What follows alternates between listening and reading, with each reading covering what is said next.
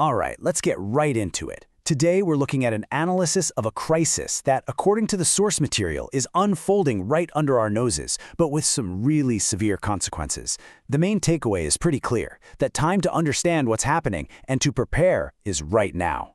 This is the line that kicks the whole thing off. The world is standing on a razor's edge. And, that's not just for dramatic effect.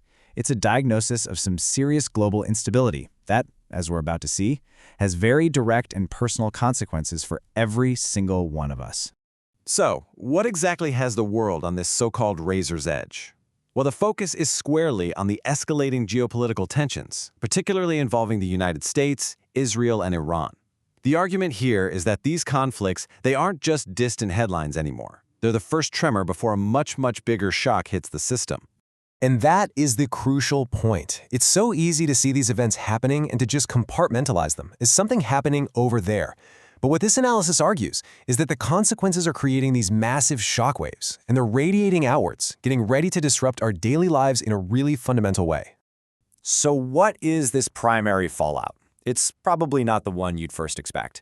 The most immediate and dangerous consequence of all this, instability, isn't military. It's actually a direct threat to something we all depend on every single day, the global food supply. A looming global food crisis that could dwarf anything we've seen in decades. Just let that sink in for a second. This isn't a warning about some minor disruptions or prices going up a little at the grocery store. This is flagging a potential crisis on a scale that most of us have never experienced in our entire lifetimes. This is the core warning. But how exactly does a conflict in the Middle East lead to empty shelves in your local supermarket? It might seem like a huge leap, but there's a clear and frankly pretty alarming chain reaction that connects these dots.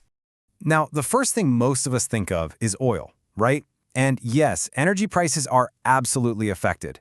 But according to this analysis, that's almost a distraction from the deeper, more dangerous impact on something far more essential for our survival.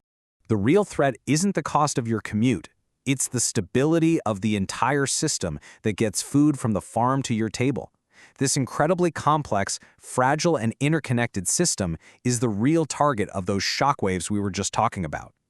So the breakdown happens in three key stages. First, conflicts disrupt critical shipping lanes, like in the Red Sea, which literally stops food from being able to move around the globe. Second, the cost of fertilizer, which is absolutely essential for modern farming and is often made using natural gas, it just skyrockets because of all the energy instability. And third, countries that are vital to the world's food supply can simply decide to halt their grain exports to protect their own people. Any one of these is a huge problem, but all three together, that's a triple threat to global food security.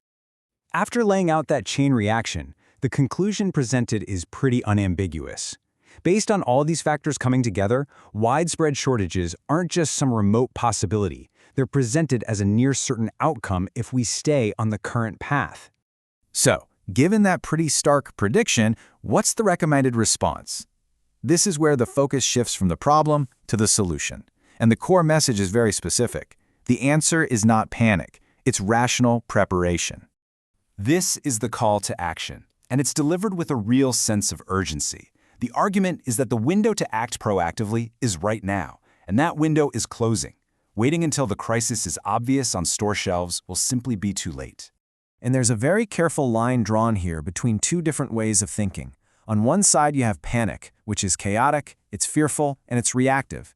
On the other side, you have preparation, which is presented as a rational, proactive strategy. It's all about thinking ahead, not just reacting out of fear. So what does preparation actually mean in this context? It's not left vague. It's the specific, tangible act of storing essential foods like grains, creating your own buffer to secure your supply against what is described as a deeply unpredictable future.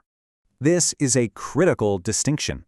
A precaution is like an umbrella. You take it in case it rains. And necessity is like a shield. You use it when you know an impact is coming. This action is framed not as a just-in-case plan, but as a fundamental necessity for survival. This brings the entire analysis to its conclusion, and it shifts from explaining the situation to posing a direct challenge to every single one of us. The final warning is that this is no longer some distant, theoretical threat. The crisis is no longer on the horizon. It is presented as being right at our doorstep, right now.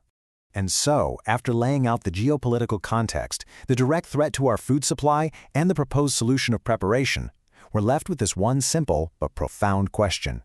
Considering everything we've just covered, are you ready?